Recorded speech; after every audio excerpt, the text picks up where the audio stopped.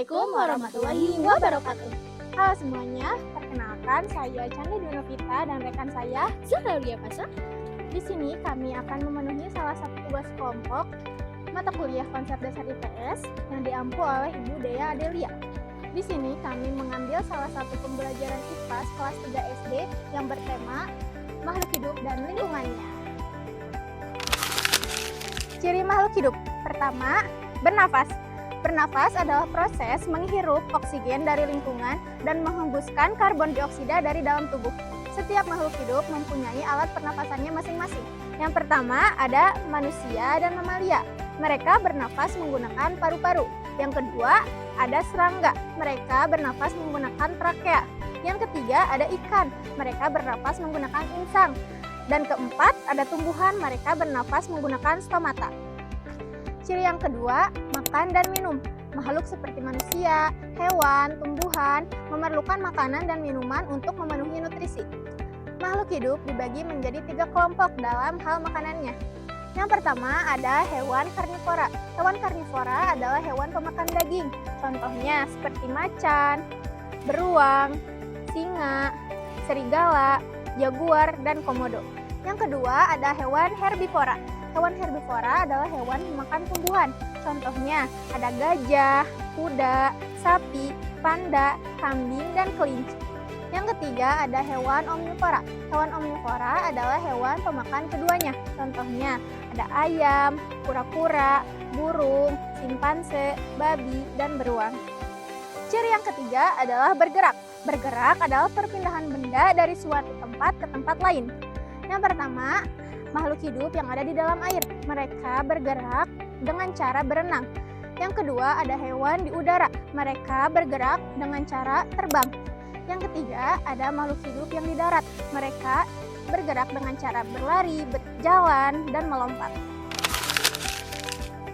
Ciri yang keempat adalah tumbuh dan berkembang. Setiap makhluk hidup mengalami pertumbuhan dan perkembangan, dan keduanya saling berhubungan loh. Tumbuh. Tumbuh adalah pertumbuhan jumlah dan ukuran sel yang tidak akan kembali seperti semula. Sedangkan berkembang adalah perubahan yang terjadi pada makhluk hidup menuju kedewasaan.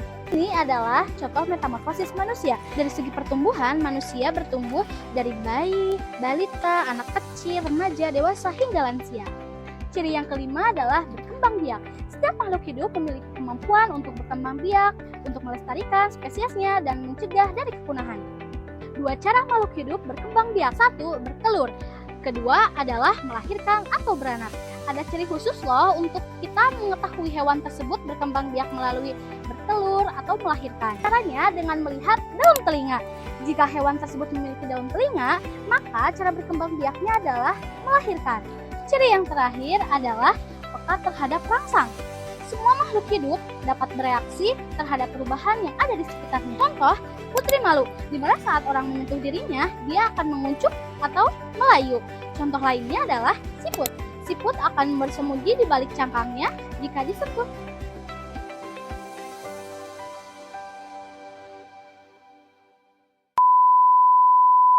Three, two, one, go.